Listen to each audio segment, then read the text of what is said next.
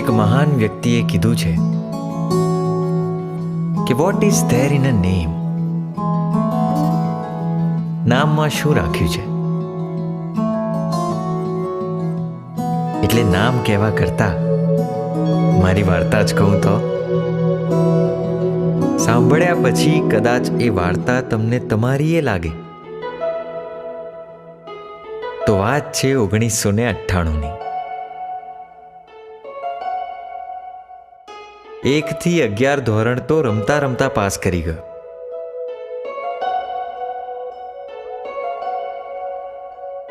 હોશિયાર કહેવાતો.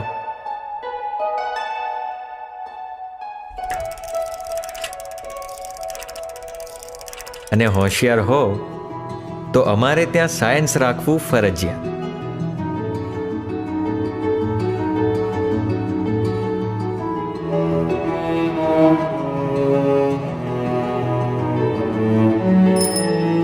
તો બસ 12 સાયન્સના ટ્યુશન માટે બહાર ગામ જવાનું થયું. હવે ગામનું નામ કહી દઉં, બાકી તમે કહેશો કે નામે ના કીધું ને ગામે નહીં. તો ગામ છે પોરબંદર ને ગયો હું જૂનાગઢ.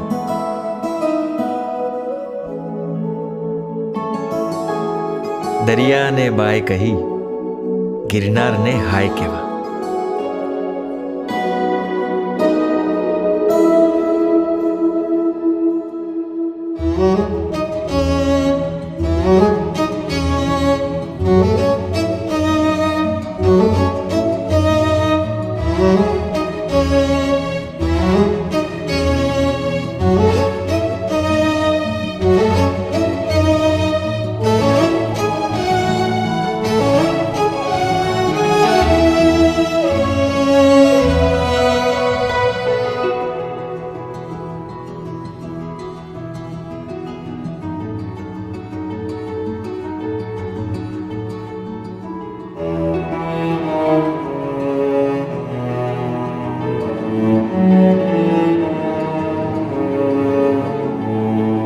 અને આ ટ્યુશનમાં બનેલા મારા પહેલા ભાઈબંધો પરેશ પાંપણિયા અને જલપણ કારેલિયા.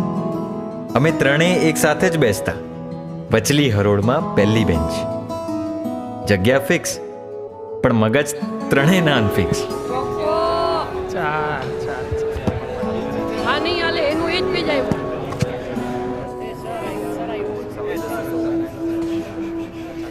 ઓહો તો કયો સર, કાંઈ ના ઘટે. ઓહો પછી પેલા બધા ઊભા થઈ જાવ. ચાલો. કેમ સર, આજે ઊભા ઊભા ભણવાના? આ પંપણિયાને બોલ્યા વગર ના ચાલે. કેમ? ઊભા ઊભા નથી ભણવાનું, પણ તમારે ઊભા થઈને એક એક બેન્ચ પાછળ જવાનું છે. ચાલો. તમારે નહીં, તમારે. ચાલો. પણ શું કામ? ઓહો, શું કામ પછી ખબર પડી જશે. ઓ મોટા, ટપીને નથી જવાનું, માણસની જેમ જાને ભાઈ. ભાઈ માણા નીચે. દરેક ક્લાસમાં એકાદ સર એવા હોય જ જે બધાના ફેવરેટ હોય. અમારા માટે એ ભીમાણી સર હતા. એકદમ મોજે દરિયા. એટલે જ એમના પીરિયડમાં અમે મોજે દરિયા રહેતા. જો હવે કોઈએ આ બોર્ડ સિવાય ક્યાંય આડી અવડી નજરું નાખવાની નથી અને એક પણ વધારાનો સવાલ પૂછવાનો નથી. હો શું સર, આ 10x15 ના રૂમમાં અને એ પણ છોકરાઓની બેચમાં ક્યાં આજુબાજુ નજરો નાખી? અને બાયોલોજીનો લેક્ચર હોય તો સહી છે સાહેબ, કે મન થોડું ઉઠલા મારે. અને એમાં પણ અમુક ચેપ્ટરમાં જ કા સીધું કે ને પ્રજનન એટલે પ્રજનનના ચેપ્ટર પર. તને પ્રજનનમાં બહુ રસ છે. કેમ? કોને નથી સર, કોને નથી લ્યા. ડાયનોથામાં હવે એક પણ વધારે સવાલ કર્યો છે ને તો મારો આ ચોક ને તારું માથું. અને આ વાત બધાને લાગુ પડે છે. ચાલો. ઓહો તો કયો સર, હું તો મસ્તી કરતો હતો.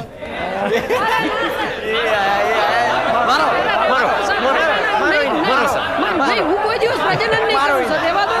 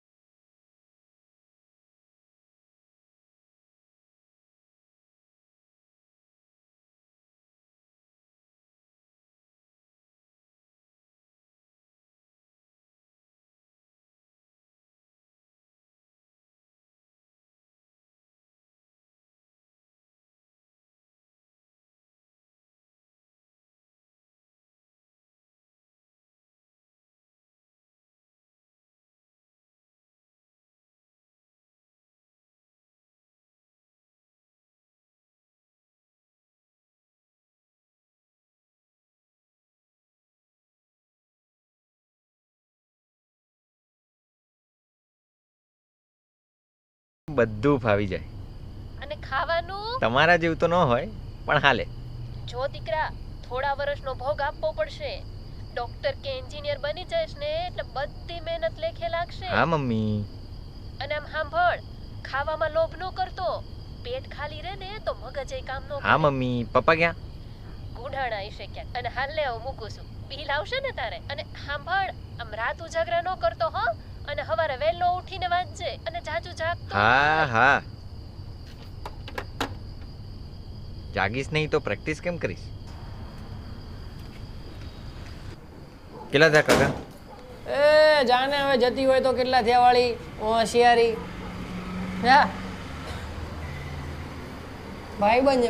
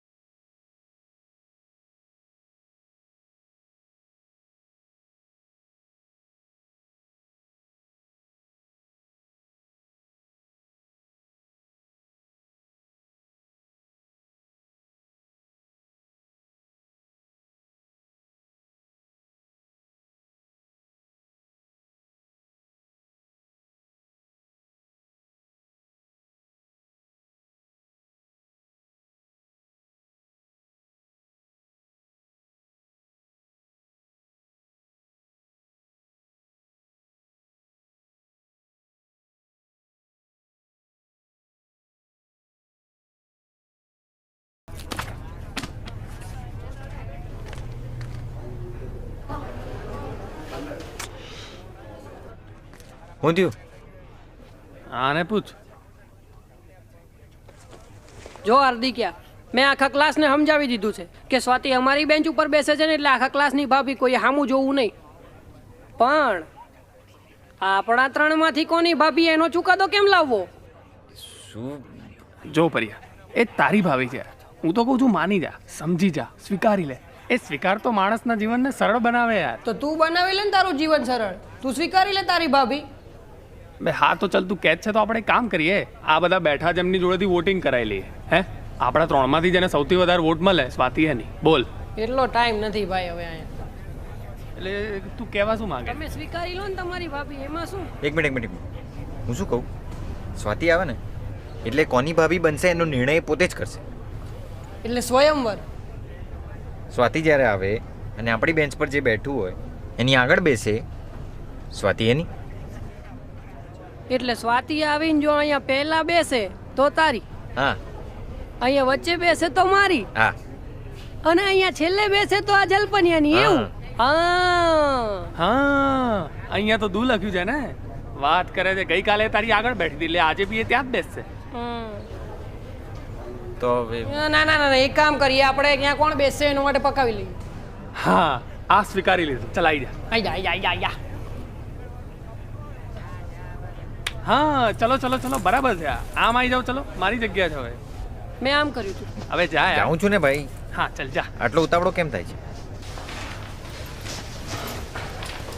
આવું જ કરજે તું. પણ મેં તો આમ કર્યું.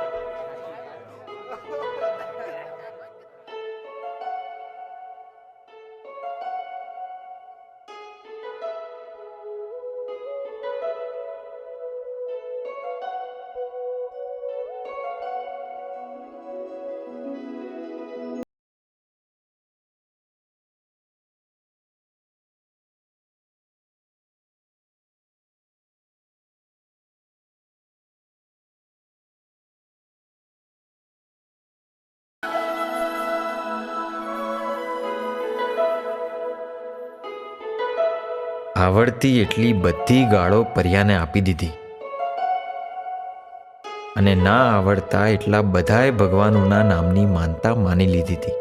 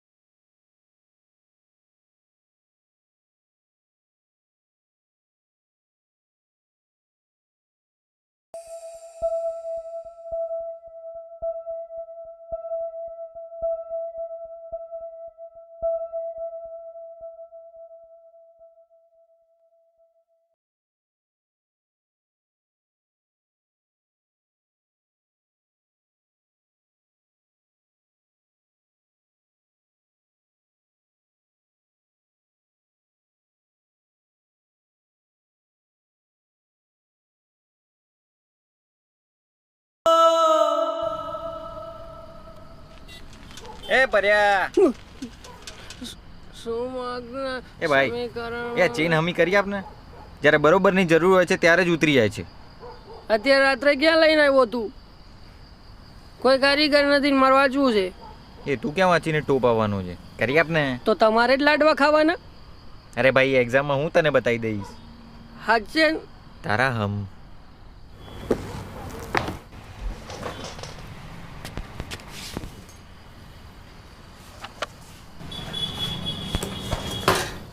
એ ભાઈ જોઈને તોડી ન નાખતો.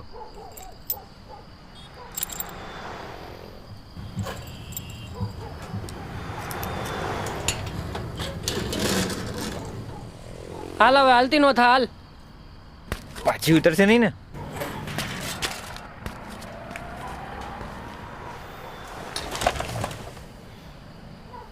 ઉઈ જા તું. ગણસી.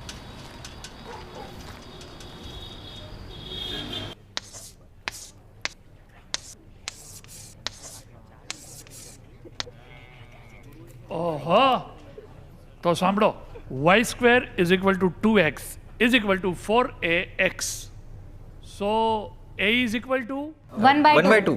વાહ બહુ જલ્દી કેચઅપ કરી લીધું. Good very good. સર જગ્યાનો પ્રભાવ હોય ને ઈ તો જો ત્યાં બેસતું તું કોણ. હા તમે પોરબંદર વાળા ભાગ પડાવવા તરત આવી જાઓ કેમ? અરે ના ના સર અમે તો બસ સાચું બોલીએ. બરાબર છે બરાબર છે. કઈ વાંધો નહીં સર, પડાવવા દો ને ભાગ.